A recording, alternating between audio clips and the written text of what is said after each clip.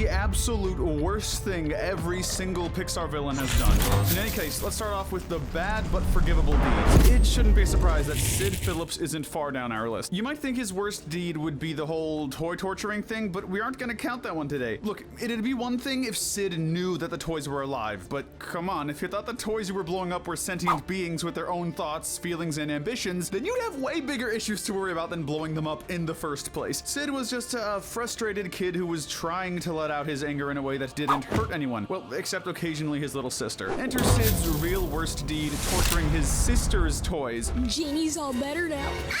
It's one thing to abuse what you think are inanimate objects, but when that bullying extends to your own family, it's gone too far. Still, Sid is a kid, and kids are almost always going to be mean to their siblings sometimes. Maybe he can use that cash he's making as a garbage man to replace her toys that he broke as a kid. Now let's talk about one of the smallest threats in Pixar's repertoire, Darla. Compared to villains like Lotso or Syndrome, or even the notorious menacing Chick Hicks, Darla is one of those characters who just barely counts as a villain. Even her worst deed, manhandling her pet fish, isn't so bad when you realize that she doesn't mean any harm by it. As terrifying as she may be to the sentient fish who star in this movie, Darla is a total non-issue compared to the actual threats Pixar movies have come up with over the years. But she still is technically responsible for the deaths of numerous pet fish. Actually, that might be on her uncle's hands. You might want to save up some of that pet fish money for some therapy for your niece, Dr. Sherman. Jackson Storm is up next. While he is the main antagonist of Cars 3 by proxy, Jackson Storm isn't an actual threat to anything beyond Lightning McQueen's racing career. Therefore, we can honestly say that Jackson Storm's worst deed is one of the simplest of the day. His personality.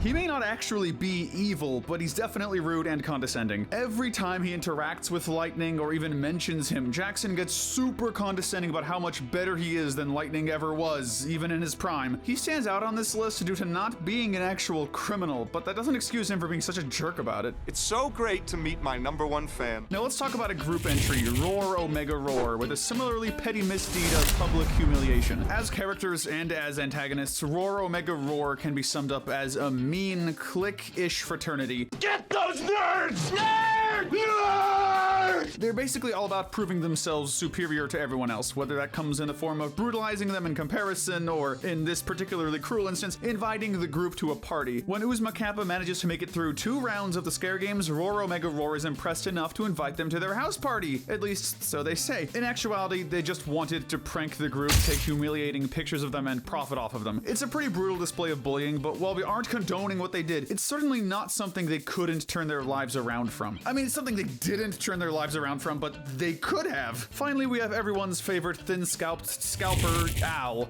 Al is almost a completely reasonable antagonist. The guy just wants to make money by selling rare collectibles. There's one detail we left out though. His worst deed was stealing Woody. Even after being told by Andy's mom that Woody was not for sale, Al proceeded to create a distraction that allowed him to secure the rare cowboy commodity. Whether he knew Woody belonged to a child or not, his willingness to steal an old family toy just to make a quick muck muck muck tells you all you need to know about his character. Legend says that Al is still out there to this day, body checking people to buy up all the Pokemon cards at his nearest Costco. But for now, we move from those petty criminals to those who have larger scale crimes under their belts. These are the evil yet understandable deeds. One of the most difficult characters to rank on this list was Otto. On one hand, his worst misdeed was actually pretty heinous, keeping the entire human race captive, all while their world became more and more uninhabitable. Yeah, if you ever think too much AI isn't a threat, just rewatch WALL-E for me and come back, alright? Even when Eve brought back a sample of life from the planet, Otto was under direct orders to keep the human race in space for, well, probably forever. If it weren't for the captain being an absolute giga-chad, they'd still be floating up there when the Earth was long gone. So what saves Otto from a much lower spot on our list? Simple, he's a robot, and not one who's implied to have his own feelings and motivations like WALL-E or Eve. It's very clear from the get-go that Otto is quite literally built to obey his programming. As evil as Otto's actions were, despite his own delusions, he was never the one really in control. Now, let's talk about anxiety. Hey, this isn't my therapist's office. Who wrote this script? Oh, the Inside Out 2 character, right. Well, being that she's the literal embodiment of anxiety, I'm tempted to say that existing in the first place is her worst deed, but since she's technically doing her job, I'll just say her worst deed is forcing Riley to overthink. You could sort of kind of argue that Anxiety is a well-intentioned antagonist who just has a really unsavory role in Riley's mind. She does sincerely want what's best for Riley, and she tries to do what she can to make her happy and fulfilled. She's just impressively terrible at it. Good intentions don't excuse the creepy Big Brother is watching-esque scene of her forcing some Disney animators, imagination artists, to draw various projections for Riley to panic about when she's trying to sleep. We'll give Anxiety some points for her good intentions, but almost every way she acted on those intentions caused immense harm to the people around her. Next up, we have one of the less memorable villains from one of Pixar's best films, Terry from Soul. Her worst deed is reaping a man's soul and scarring him for life. Another one of those characters who barely counts as a villain. Terry's job is to account for every soul in the great beyond, and being a huge perfectionist, she'll stop at nothing to find that lost soul and bring it back. She mistakenly thinks that some random guy eating potato chips is the lost soul, but after realizing her mistake, she apologizes and even gives the guy some advice on healthier eating habits so that hopefully they won't see each other again for a few decades. That guy's probably going to be in therapy throughout those decades, but it's the thought that counts, kinda. Alright, here's a nice and simple one. Bernie Lumen from Elemental. His worst deed is good old-fashioned family racism. That's good old-fashioned family racism. Yeah, this one's pretty self-explanatory. Really, the only thing we need to explain is why racism didn't land him lower. The answer is simple. Bernie was steeped in a culture that essentially operated on the conviction other culture equals bad. He and his wife were refused entry into certain areas due to being fire people, and to make matters worse, even Bernie's old man refused to give his blessing when the pair left for Element City. We can't blame Bernie for not wanting to associate with other cultures for a while after that, especially since at least one of those cultures could literally extinguish him. But racism is a pretty black and white bad thing, regardless of how it came to be. At least he grew into a better person, though. But now we move on to the deeds that don't have much in the way of sympathetic moments. These are the inexcusably terrible deeds. Up next on our menu is none other than Chef Skinner. Really, Skinner's a perfect example of a villain who's both a cut and dry antagonist and a fairly realistic, reasonable character. Take his worst deed, for instance, fraud. Skinner doesn't try to directly hurt anyone that isn't a rat in his restaurant. He's content with usurping the legacy of Gusteau to profit off of his dead image by selling a line of cheap frozen foods. His actions were purely driven by greed, but they don't fall into full-on supervillain territory. But don't worry, we're inching closer to it. Speeding into the next spot is Chick Hicks, whose worst deed was unsportsmanlike sabotage. We alluded to Chick earlier because while Jackson Storm was just an egotist, Chick Hicks is both an egotist and a criminal. He was so desperate to win the Piston Cup that he was willing to sabotage the entire race by causing a gigantic pileup, almost certainly injuring a lot of his fellow racers in the process. As if that weren't evil enough, he proceeded to directly sideswipe the king, resulting in such a major crash that Lightning had to help him across the finish line. Hicks was more than willing to not just cheat, but injure his fellow athletes to get ahead, showing that he does not have a sense of honor. Now we have another athlete on our hands, kinda. Ero Visconti is one of the least scary villains in Pixar history, since he isn't anything more than a cowardly bully who picks on kids way younger than him. However, he shares most of his community's hatred of sea monsters, resulting in his worst deed, attempted murder.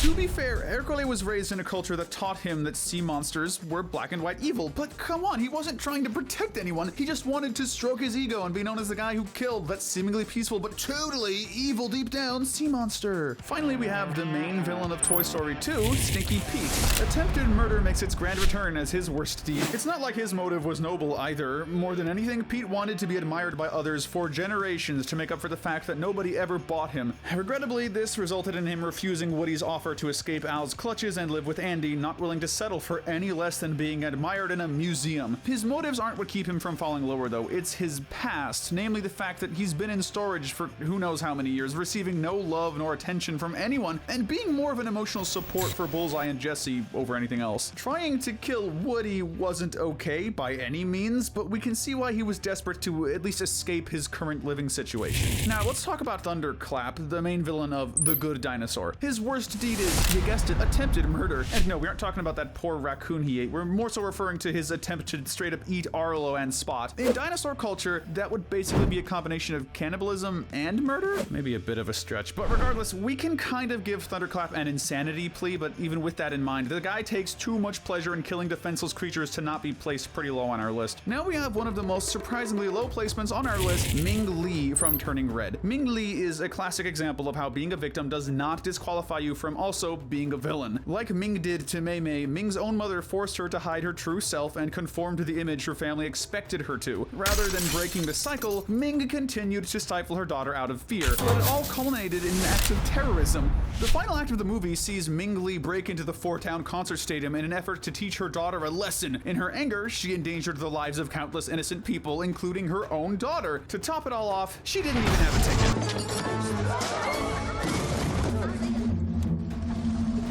No ticket. If you think that's awful, wait till you hear what Gabby did. And yeah, we've brought it up plenty of times already in other videos. Organ harvesting is her worst deed. Look, we get it. You want to be loved by a kid, and any toy does, at least the sentient ones, but your broken voice box keeps people from wanting you. The solution, however, is not to hold a mentally ill sport hostage in an effort to force his friend to give up his voice box, one of his own organs, to further your goals. It's been said plenty before, sometimes by us, but I still think the other characters really moved on from that a little too quickly. Without further ado, we now enter our final category. These deeds are the kinds that are so evil they have no justification whatsoever. They are simply unspeakably horrific deeds. But first, this video is brought to you by Wicked Binge channel memberships. You can gain access to our videos early before anyone else, plus gain access to members-only emojis and loyalty badges by supporting the channel through a membership.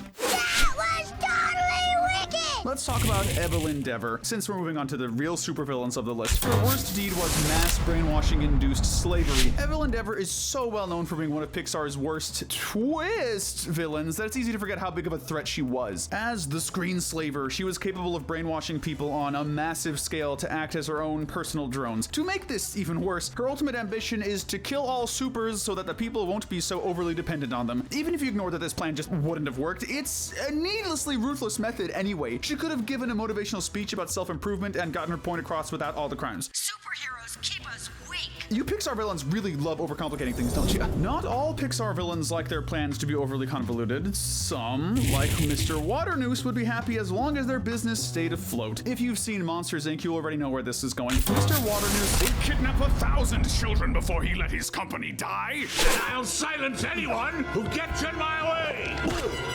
And while we only see him kidnap one on screen, we don't doubt his assertion at all. In Waternoose's extremely limited defense, he does believe the screams of children are the only way to provide energy to his customers. To him, having one on standby would just be a good business decision. But all that defense goes out the window when you realize that if Waternoose were a human, this would be like him scaring a puppy to fuel his city's technology. Anyway, a slice it, that's just too cruel to excuse. Next up, we have Charles Muntz, the disgraced adventurer who serves as Up's main villain. For a guy in a movie called Up, he sure had a pretty severe downfall. In his desperation to track down the snipe, he went mad over the years. This resulted in mass murder becoming a part of his criminal record. The human skulls decorating his airship implied that he killed any explorers who posed a threat to his mission, or even an inconvenience. The fact that he was even willing to kill Russell, a literal child, only makes him even worse. And frankly, with that in mind, it's incredible there are still so many characters to cover. Up next, we have Mordu from Brave. Here we have yet another case of mass murder as the worst deed. But since Mordu is a bear with uncontrollable rage, shouldn't he get a bit of lenience? Well, yes, but actually no. Mordu was one in a family of 4 princes, but claimed to 1/4 of the throne wasn't enough for him, so he effectively sold his soul to get the strength of 10 men. Unfortunately for him, this came with the fine print of being turned into a mindless 15-foot tall bear who murdered his brothers and countless others over the years. While he's not at all justified, especially since his curse came about due to his own lust for power, Mordu wasn't in control of his actions during most of his evil deeds, so we won't place him any lower when there are characters who've done worse with clear minds. Following that train wreck is the no-hit wonder Ernesto de la Cruz. As that title implies, Ernesto de la Cruz's worst deed is a double whammy: the betrayal and murder of his best friend. Ernesto wanted the fame and fortune of being a talented musician, but without all those difficult aspects like talent and hard work. Oh, and Lord forbid, the dreaded having a basic moral compass. Being the sleazebag that he was, Ernesto de la Cruz poisoned Hector and stole his music for himself, performing it as if it were his own and deceiving generations of people. He also holds no remorse for this, by the way. In fact, when his best friend's great-grandson Miguel found out about his true nature, Ernesto didn't hesitate to try and add child murder to his rap sheet. You have to be willing to do whatever it takes to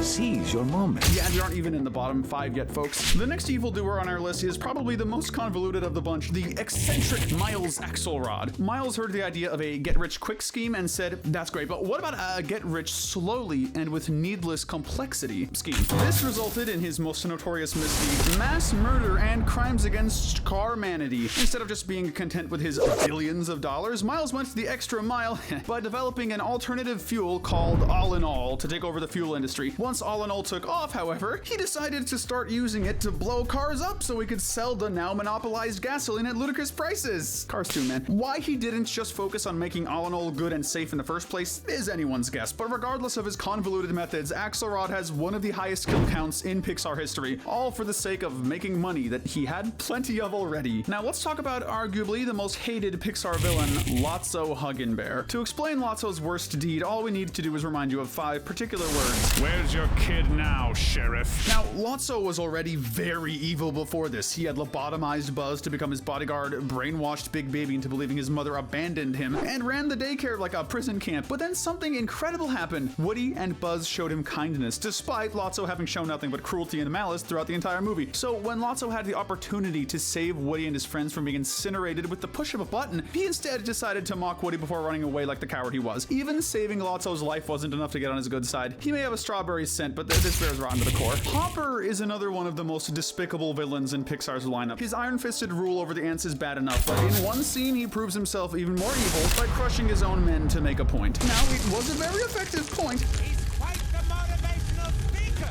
isn't he? Just like one ant wouldn't be hard to deal with on its own, a singular grain wouldn't hurt if it fell on you. But drop an entire mountain of grain on your men, and well, that's multiple counts of homicide right there. Ironically, in demonstrating how much worse the grasshopper's numbers were than the ants, Hopper reduced his numbers even further, making the issue even worse. I love messing things up. We're nearing the end of the Pixar baddies' worst moments, and surprisingly, Randall isn't the worst of the bunch. That's especially shocking considering that his worst deed is child torture. Like Waternoose, Randall is part of a society that uses children's screams as power, but that doesn't change his placement since he just wants to prove himself better than his workplace rival. He takes sadistic pleasure in frightening kids, to the point where he developed a machine with the sole purpose of extracting their screams. Torturing a little girl is already one of the most unspeakable things you could ever do, but with Randall, he isn't even doing it for some big motivation. He just wants to stroke his own ego by proving himself superior to Sully.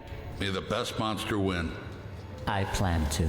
No wonder even Mr. Waternoose was straight up unsettled by how vicious Randall was. While Lightyear is one of Pixar's more forgettable films, Emperor Zurg, aka Future Buzz in this instance, is one of the most memorably evil villains. His worst deed is definitely the largest in scale on today's list, risking his world's lives to fix his mistake. This guy's a lesson on the danger of excessive guilt. Let it consume you too much and you could end up like Zurg. His mistake was what caused the people to get stranded on Tikani Prime, but unlike regular Buzz, Zurg couldn't let go of his regrets even when the people had made comfortable lives for themselves. He was driven to such a point of insanity that he resorted to stealing ships to test his time travel equipment, all culminating in his attempt to reset the timeline by stopping the vessel from crashing on Tikani Prime. Here's where his worst deed comes in. When Buzz warns Zurg that his plan will cause a time paradox that will wipe out his entire timeline, including his best friend and her entire family, he just doesn't care. At this point, Zurg isn't doing it to help people. They're all doing just fine for themselves. But if Zurg goes back in time and becomes a hero by becoming a villain to everyone in his own timeline, he'll matter to them again. While there's a very clear insanity plea to be made here, his actions would have annihilated others on such a wide scale that we have to place him low regardless. He also crushed his own socks unit, so yeah, pure evil by default basically. But as vicious as all that was, we can't say that any other Pixar villain's worst deed outdoes that of Syndrome. Arguably the most evil villain in Pixar, period. It doesn't surprise us that Syndrome is at the bottom of the barrel when it comes to the scummiest deeds that have been committed. Almost anything Syndrome did could count as his worst deed, but nearly letting Mirage die takes the cake for us. That might be controversial, but hear me out. We've talked about villains who hurt children today, like Randall, and villains who kill on massive scales for almost no reason, like Miles Axelrod. Syndrome is the worst of both worlds in that regard. He's killed numerous supers and was willing to blow up Bob's family, including 2 children, in a plane explosion. But with all of these crimes, there's one thing they had in common. The victims were seen as expendable. That doesn't make the deeds any less evil, sure, but it's precisely what makes this scene all the more ruthless. Mirage was Syndrome's girlfriend, or at least someone who believed and trusted in him enough to work with his crazy schemes, and despite this woman being the closest thing to a friend Syndrome had, he was more than willing to let Mr. Incredible murder her, not even looking inconvenienced at the thought. We've talked about a lot of evil villains today, but it takes a special kind of evil to use the person you care about most as a bargaining chip, all for the sake of your own selfish ambitions. Syndrome was a monster, and if you ask us, that turbine was a little too kind for giving him such a quick end. Was that too dark?